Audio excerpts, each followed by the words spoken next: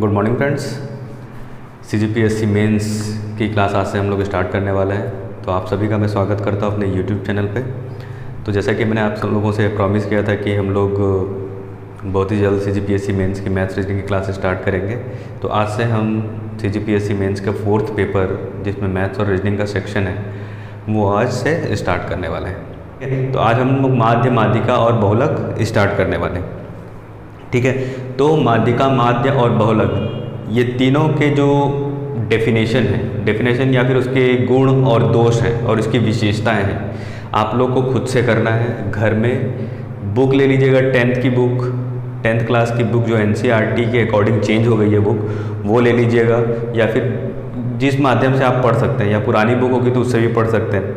ठीक है, इनके गुण, दोष और विशेषताएं ये आपको खुद से करना है, क्योंकि ये चीज़ मैं यहाँ नहीं बताऊँगा, क्योंकि वो लिखी हुई है बुक में, उसको बताने से सिर्फ टाइम वेस्ट है। ठीक है, आप लोग क्या करिएगा, आप लोग उसको एक बार पढ़ लीजिएगा। ठीक है, वो बहुत कठिन भी नहीं है, आप लोग आसानी से कर सकते हैं। सबसे पहले मैं बता दूँ ये कि आप लोगों के सिलेबस में 3 बातें कही गई हैं। एक तो माध्य के बारे में, एक माध्यिका के बारे में और एक बहुलक के बारे में। ठीक है, समांतर माध्य या माध्य दोनों सेम चीज़ है। आप लोगों के सिलेबस में गुणोत्तर माध्य और हरात्मक माध्य के बारे में जिक्र नहीं किया गया है। मैं मैथ्स का पूरा सेक्शन कंप्लीट कराने के बाद गुणोत्तर माध्य और हरात्मक माध्य का बेसिक नॉलेज दे दूंगा, लेकिन वो आपके सिलेबस में नहीं है। ठीक है, तो पहले हम लोग सिलेबस के अकॉर्डिंग सिलेबस कंप्लीट करेंगे, उसके बाद एडिशनल अगर कोई क्वेश्चन कराना होगा तो मैं उसके बाद में कम से कम 5-6 वीडियो ऐसे बना दूंगा जो एडिशनल क्वेश्चंस के रहेंगे। ठीक है, जिसमें आपके छोटे क्वेश्चन, बड़े क्वेश्चन, वो सारी चीज़ें उसमें रहेंगी। क्लियर है? जैसे कि अब मैं समांतर माध्य पढ़ने वाला हूँ, तो समांतर माध्य होता क्या है? समांतर माध्य कुछ नहीं है, सिर्फ एक एवरेज है। ठीक है, एवरेज कहने का मतलब, एवरेज का फॉर्मूला क्या होता है? एवरेज को ही सांख्यिकी रूप में व्यक्त करने के लिए उसको समांतर माध्य का नाम दे दिया गया है। क्लियर है इतनी बात? अब एवरेज क्या होता है या फिर समांतर माध्य ही क्या होता है? समांतर माध्य में हम लोग क्या करते हैं कि विभिन्न या फिर n टर्म्स हो गए या फिर n नंबर के टोटल को दी गई संख्या से, या फिर जितने भी नंबर का टोटल है उतनी संख्या से विभाजित करके क्या कर सकते हैं? समांतर माध्य निकाल सकते हैं। यही काम हमारा एवरेज में होता है, क्योंकि एवरेज और समांतर माध्य दोनों समान है। ठीक है, यहाँ पे सिर्फ नाम का अंतर है, कॉन्सेप्ट में कोई अंतर नहीं। समांतर माध्य बराबर एवरेज, ये आप समझ सकते हैं। ठीक है, बुक में प्रॉपर डेफिनेशन दिया हुआ है, वो डेफिनेशन आप लोगों को याद करना है। जरूरी नहीं याद करना है, उसको अंडरस्टैंड करना है। बुक में डेफिनेशन दिया है कि समांतर माध्य चर का वह मान है जिनके समस्त मानों का योग को उनकी संख्याओं से विभाजित करके प्राप्त किया जाता है। ठीक है, जो कि एवरेज के समान है। ठीक है, समांतर माध्य को एवरेज को सांख्यिकी रूप में व्यक्त करने के लिए समांतर माध्य नाम दिया गया है। ठीक है, अब ये दो इसकी विधियाँ होती हैं, अलग अलग विधियाँ। पहली विधि देखो, अब यहाँ पे ये डेफिनेशन दिया हुआ है। ठीक है, जब आंकड़े अवर्गीकृत हों तब क्या होगा? तब इस फॉर्मूला का यूज़ करके हम लोग को क्या करना पड़ेगा? माध्य निकालना पड़ेगा। अब अपने को एवरेज का फॉर्मूला तो पता ही है, टोटल अपॉन n, है ना, मतलब संख्याओं का योग बटे कुल संख्या है। यहाँ पर भी वही है, समांतर माध्य बराबर क्या है? चर संख्याओं का योग, चर संख्याओं का योग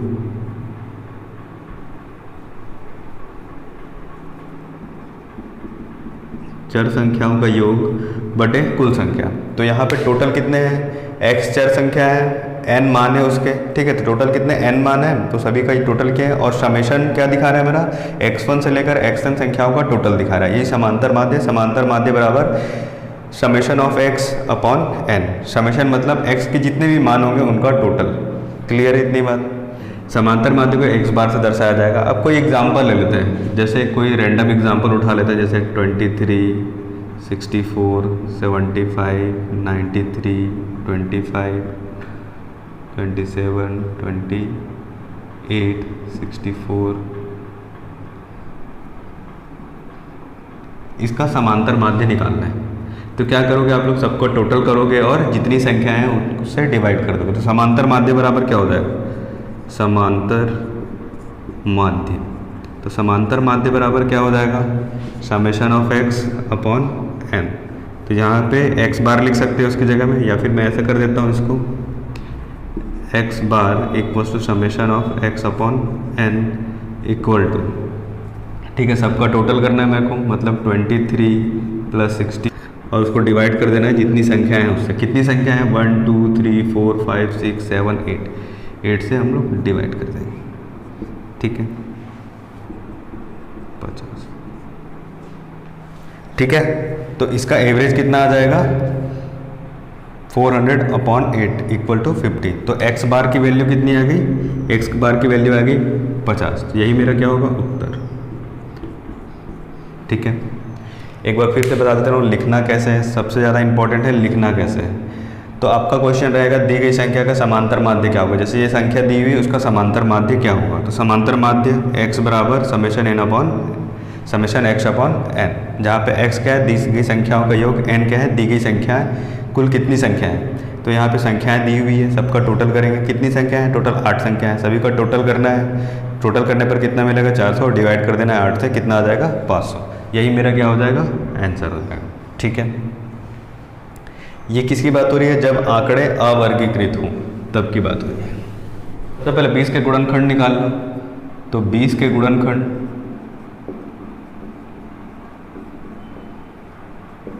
क्या क्या होंगे? 1 होगा, 2 होगा, 4 होगा, 5 होगा और क्या होगा? 10 होगा और 20 होगा। ठीक है, अब इसका क्या निकालना है? मेरे को माध्य निकालना है। तो माध्य निकालने के लिए क्या करते हैं? माध्य बराबर माध्य x बार बराबर क्या हो जाएगा? ∑x/n। ये कितना हो जाएगा? 1 + 2 + 4 + 5 + 10 + 20 अपॉन कितनी संख्या है? 1 2 3 4 5 6। 6 से इसको डिवाइड कर दोगे। ठीक है, इसका मान कितना हो जाएगा? टोटल कर दो। 20 10 30, 5 4 9, 2 11 और 1 12। मतलब ये 12 हो गया और ये 30 हो गया, मतलब 42/6 = कितना हो जाएगा? 7। तो x बार का मान कितना आ गया? x बार बराबर कितना हो जाएगा? 7। यही मेरा क्या है? उत्तर। ये सब 2 नंबर के क्वेश्चन है। ठीक है, जनरली 2 नंबर के क्वेश्चन में 2 लाइन या 2 से 3 लाइन दी होती है। ठीक है, तो ये आप लोगों का 2 लाइन में ख़त्म होना चाहिए। 3 लाइन, 2 से 3 लाइन रहेगी, 3 लाइन में ख़त्म करेंगे इसको आप लोग, क्योंकि पेपर आप लोगों का, आप लोग मेंस पेपर दिए होंगे तो थोड़ा लंबा होता है। ठीक है, आप लोगों को जैसे स्कूल में जो आंसर शीट मिलते थे लगभग उसी के समान होता है। ठीक है, तो आप लोगों को वहाँ पे जगह का थोड़ा सा रिक्वायरमेंट के हिसाब से, क्वेश्चन कितना बड़ा है उसमें क्या क्या कम कर सकते हैं, उसके हिसाब से आप लोगों को आंसर देना है। ठीक है, ज़्यादा मार्जिन मत छोड़ना, क्योंकि वहाँ पे स्पेस की कमी पड़ जाती है। ठीक है, चलिए आगे देखते हैं। अब बताओ 40 का गुणनखंड। 40 के गुणनखंड 40 के गुणनखंड निकाल लो। कितना हो जाएगा? 1 2 4 5 8 10 20 40। अब इसका समांतर माध्य मेरे को x बार का मान चाहिए, तो x बार = क्या होता है? ∑x/n = ऐड कर दो इसको। 1 + 2 + 4 + 5 + 8 + 10 + 20 + 40 अपॉन आ जाएगा कितना? 8। ठीक है, ऐड कर दो। 40 20 60 10 70। 70 के बाद ये 80, 5 4 9 और 1 10 90। तो 90/8 ये कितना हो जाएगा? 11.25। ये क्या होगा इसका उत्तर? ठीक है, तो इसका समांतर माध्य कितना हो जाएगा, या फिर x बार का मान कितना हो जाएगा? x बार का मान हो जाएगा मेरा 11.25। यहीं पे ये क्वेश्चन और पूछ सकता था कि इसके सम संख्याओं का माध्य क्या होगा। तो सम संख्याओं का माध्य, सम संख्याओं का माध्य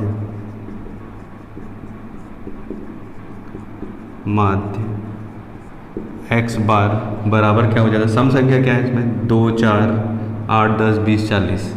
ठीक है, तो कितना हो जाएगा? 2 4 8 10 20 और 40। ठीक है, यहाँ से 1 और 5 हट जाता है। 1 और 5 हट गया, मतलब कितना माइनस हो गया? 6 माइनस हो गया। ठीक है, यहाँ पे कितना हो गया? 6 ये आ गया, और 6 माइनस कर दो, ये हो जाएगा 84।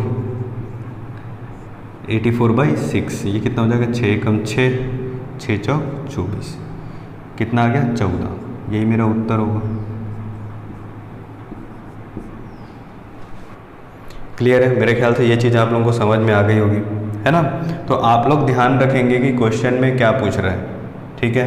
आप लोगों को अगर संभावित गुणनखंडों का सम मानों के लिए क्वेश्चन है तो आप लोग को ज़रूरी नहीं है कि यहाँ पे पूरी वैल्यू निकालो, आप लोग सिर्फ सम वाली वैल्यू यानी इवन नंबर की वैल्यू ही सिर्फ निकाल के उसको ऐड करके कैलकुलेट कर सकते हो, है ना। जैसे कि अब 2 लाइन में, जैसे कि यहाँ पे देखो एक गलती नहीं, मैंने समय बचाने के लिए या फिर कैलकुलेशन के स्टेप बचाने के लिए क्या कर दिया कि यहाँ पे मैंने फॉर्मूला नहीं लिखा ये वाला। तो आप लोग क्या कर सकते हो, राइट कॉर्नर में यहाँ पे लिख सकते हो, जबकि क्या होता है एक्स बार इक्वल टू क्या होता है summation of X upon N, ये दे सकते हो, है ना।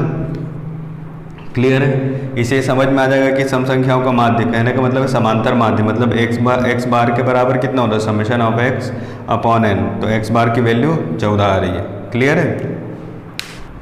ठीक है, अब देखते हैं उसी क्रम में हम आगे बढ़ते हैं कि समांतर माध्य होता क्या है। समांतर माध्य में जितनी आवृत्ति है, मतलब जितनी बारंबारता दी होगी, इसको एग्जाम्पल समझेंगे तो और अच्छे से क्लियर होगा।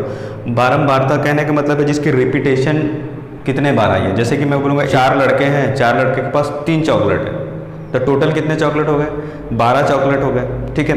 वैसे मैं बोलूँगा अगले 5 लड़कों के पास 7 चॉकलेट है, तो कितना चॉकलेट हो गए, 7 पंचे 35 चॉकलेट हो गए। टोटल चॉकलेटों की संख्या कितनी होगी, 12 प्लस 35, तो टोटल कितना हो गया 47, ठीक है। उनका मल्टीप्लाई मतलब जो पद दिए हैं मूल्य, पद मूल्य और उसके बारंबारताओं का मल्टीप्लिकेशन और डिवाइड करना है कितने, जितनी बारंबारता है उनसे डिवाइड करना है। क्लियर है? अब यहाँ पे माध्य का समांतर माध्य बराबर क्या हो जाएगा, एक्स बार, यहाँ पे क्या हो जाएगा आवृत्तियाँ प्लस उसके पद मूल्य। कहने का मतलब है f1 x1 plus f2 x2 plus f3 x3 plus f2 कहाँ तक जाएगा, fn xn तक जाएगा, ठीक है। देखो आवृत्ति कितनी है, f1 plus f2 plus f2 क्या हो जाएगा fn। क्लियर है? अब इसी को कैसे शो करेंगे हम लोग, समांतर माध्य x बार बराबर क्या हो जाएगा, इसी को कहेंगे summation of F I X I upon F I. इसी को और इजी फॉर्म में क्या कहेंगे, summation of F of X upon F I को लिख सकते हैं capital N, total number of N, मतलब जितनी बारंबारता है उनका योग, ठीक है, बारंबारताओं का योग। क्लियर है? इतनी बातें समझ में आई, ठीक है। ये तो फॉर्मूला का फॉर्मेशन है कि किस तरह से फॉर्मूला बना। आप लोगों को याद रखना है सिर्फ ये समांतर माध्य बराबर क्या होता है, ठीक है, जहाँ पे f क्या है मेरा बारंबारता है और x मेरा क्या है वेरिएबल है, ठीक है। इतनी बातें आप लोगों को ध्यान में रखनी है। क्लियर है? तो ये बातें मेरे ख्याल से ये तो बुक में भी दिया हुआ, आप लोग बुक से भी देख सकते हैं। क्लियर है? इतनी बात, लेकिन ध्यान में रखना है सिर्फ आपको ये आपको फॉर्मेशन नहीं पूछेगा एग्जाम में, आप लोगों को इसके थ्रू आप लोगों को क्वेश्चन दिया जाएगा, ठीक है। तो याद रखने वाला पॉइंट ये है, ये लाइन सिर्फ समझने के लिए भैया, क्वेश्चन का पैटर्न समझने के लिए मैं सेकंड विधि लिखवा दिया हूँ, ठीक है। बाकी जितना भी क्वेश्चन अगर आने का रहेगा तो इस फॉर्मूला के थ्रू आप लोगों से माध्य पूछेगा। क्लियर है? ठीक है, तो ये मेरा क्वेश्चन है, ठीक है, सेकंड पॉइंट के लिए, मतलब सेकंड विधि के लिए मेरा क्वेश्चन है, ठीक है। अब इस फॉर्मूला का यूज़ करके इसको बनाना है। जो प्राप्तांक है इसी को हम क्या कहते हैं, x, ये है मेरा x का मान, ये मेरा x हो जाएगा और ये f हो जाएगा f। अब मेरे को निकालना क्या है, fx मतलब fx में उस साइड लिखना है ना, राइट साइड में लिखना है, मैं इस साइड लिख रहा हूँ, ठीक है। ये सॉल्यूशन ही है या फिर हल, ये हल ही कर रहे हैं हम लोग, है ना। तो राइट साइड में लिखना है, लेफ्ट साइड में हमारा क्या रहेगा, प्राप्तांक, विद्यार्थियों की संख्या, ठीक है, उसके राइट साइड में f इंटू एक्स। तो ये मेरा fx क्या हो जाएगा, वैल्यू निकालेंगे यहाँ से f ऑफ x का वैल्यू, ठीक है, fx की वैल्यू निकाल लेना यहाँ से मल्टीप्लाई करके, ठीक है, ये हो जाएगा 210, ठीक है। तो मैं हमारे पास क्या मिल गया, f ऑफ x मिल गया, ठीक है। अब मेरा फॉर्मूला क्या कहता है, समेशन ऑफ समांतर माध्य x बराबर x बार बराबर क्या होगा, summation of f of x upon summation of f of x बटे में क्या आ जाएगा n। कैपिटल N कहाँ से मिला मेरे को, बारंबारताओं का टोटल। देखो यहाँ पे मेरे को क्या मिलेगा, summation of fx, summation of fx मिलेगा यहाँ से इक्वल टू, और यहाँ से क्या मिलेगा, देखो नीचे जगह नहीं इसलिए साइड में लिख रहा हूँ, समेशन ऑफ यहाँ पे मिलेगा एफ, क्योंकि मेरे को इसी की ज़रूरत है। ठीक है, कैपिटल एन कहता है, जैसे कि यहाँ पे कैपिटल एन लिख सकते हैं इसको, या फिर इसको ही क्या लिख सकते हैं, समेशन ऑफ एफ लिख सकते हैं। दोनों का मतलब सेम है। ठीक है, इक्वल टू क्या हो जाएगा, समेशन ऑफ एफ, दोनों का मतलब सेम। क्लियर है इतनी बात। चलिए एफ ऑफ एक्स का वैल्यू निकालो, जल्दी से जोड़ लो इसको।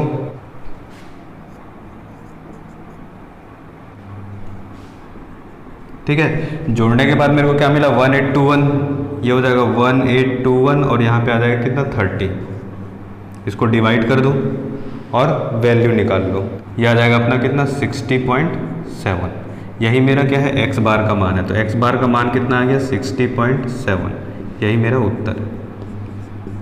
ठीक है, अब यही क्वेश्चन मेरा 4 नंबर में आ जाता। ठीक है, तो अपन क्या करते हैं, इस फॉर्म में बनाते हैं इसको। इस फॉर्म में बनाते, कहने का मतलब है कि यहाँ पे मैं क्या लिखता, प्राप्तांक। ठीक है, ये हो जाता x, ये लाइन बन जाती। क्लियर है, जगह कम होने की बात बता रहा हूँ। अगर जगह कम है आपके पास और एक क्वेश्चन आ गया 4 नंबर में, आपके पास 6 ही लाइन है। ठीक है, तो ये देखो कैसे बनाना है उसको। प्राप्तांक हो गया, उसके बाद आ जाएगा अपने पास विद्यार्थियों की संख्या। x के बाद कितना आ जाएगा, ये हो जाएगा x के बाद ये हो जाएगा f की वैल्यू। f की वैल्यू कुछ दी हुई है। थर्ड लाइन में क्या करोगे, थर्ड लाइन में ये लिखोगे f of x, f into x. यहाँ पे जो भी वैल्यू है, यहाँ पे लास्ट में क्या मिलेगा, राइट कॉर्नर में मेरे को क्या मिलेगा, प्राप्तांक का तो कोई वो नहीं है, तो समेशन ऑफ f मिलेगा। यहाँ पे समेशन ऑफ f मिल जाएगा 30 और summation of f into x मिलेगा 1821। क्लियर है। अब नीचे में क्या करोगे, 3 लाइन बची है मेरे पास अभी, 3 लाइन मेरे पास अभी भी बची है। आप लोग क्या करोगे, summation of f of x upon summation of f, या इसकी जगह में अपन क्या लिख सकते हैं, n भी लिख सकते हैं। यहाँ पे क्या होगा, x बार इक्वल टू। ठीक है, आगे कैलकुलेट करें। देखो ये मेरा 2 लाइन के बीच में कैलकुलेशन चल रहा है, तीसरा लाइन अभी भी खाली पड़ा है। ठीक है, तो ये हो जाएगा कितना, 1821 अपॉन 30 इक्वल्स टू कितना, 60.7। यही मेरा उत्तर है। जरूरी नहीं है कि आप लास्ट लाइन को भी फिल करो, आंसर आपका यहाँ मिल जा रहा है, आप लोग यहीं पे ख़त्म कर सकते हो, है ना। उसी तरह आप लोग निबंध लिखते हैं तभी ये बात ध्यान रखेंगे। आप अगर आपका 5 लाइन 8 लाइन बच जा रहा है और आपको ऐसा लग रहा है कि मेरा निबंध जो मेरा एसे है यहाँ पे पूर्णतः मेरे को लग रहा है कि ये पूर्ण हो चुका है, तो आपको ज़रूरत नहीं है, बिल्कुल भी ज़रूरत नहीं है कि आप वो 10 लाइन भरें। ठीक है, आप जगह छोड़ सकते हैं। क्लियर है। और यहाँ पे मेरे को क्या मिलेगा, f समेशन ऑफ f, यहाँ मिलेगा summation of f equal to. ठीक है, यहाँ मिलेगा मेरे को समेशन ऑफ fx।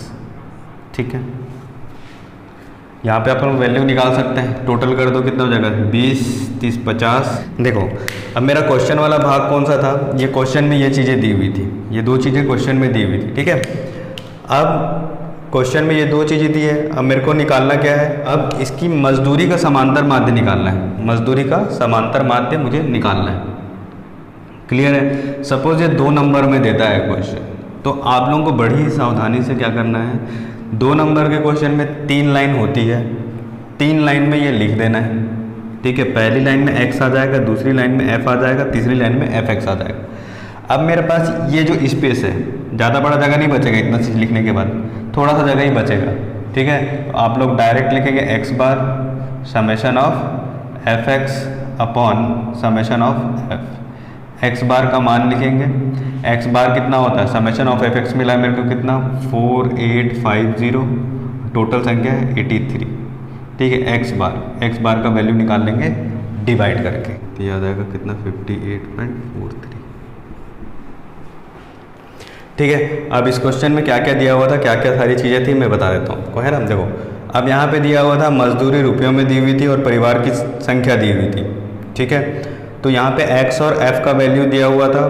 ठीक है, ये 2 लाइन में आपको लिख लेंगे, पहली 2 लाइन में। अब यहाँ से मेरे को समेशन और f मतलब ये परिवारों की संख्या का योग और दोनों का गुणनफल यहाँ से मिल जाएगा। अब फॉर्मूला अपने को पता है कि summation of fx upon summation of f क्या होता है, समांतर माध्य होता है। क्या है, परिवारों की संख्या का समांतर माध्य मेरे को निकालना था, तो कितना हो जाएगा, 58.43 इसका आंसर हो जाएगा। ठीक है, इतनी बातें आप लोगों को ध्यान रखना है। यहाँ पे कुछ एग्जाम्पल दिए हुए हैं समांतर माध्य से रिलेटेड, उनको देख लेते हैं। ठीक है, ये मेरा क्या हो गया, सेकंड क्वेश्चन का आंसर हो गया। तो आज की क्लास में हमने समांतर माध्य समझा है। ठीक है, मेरे ख्याल से ये बहुत ही बेसिक चीज़ है, तो आप लोग अपने से मेहनत करके भी बहुत सारी चीज़ें समझ सकते हैं। तो अगली क्लास में हम माध्यिका और बहुलक कवर करेंगे। आज की क्लास में इतना ही, अगली क्लास में फिर से मुलाकात होगी। तब तक के लिए बाय बाय, गुड डे।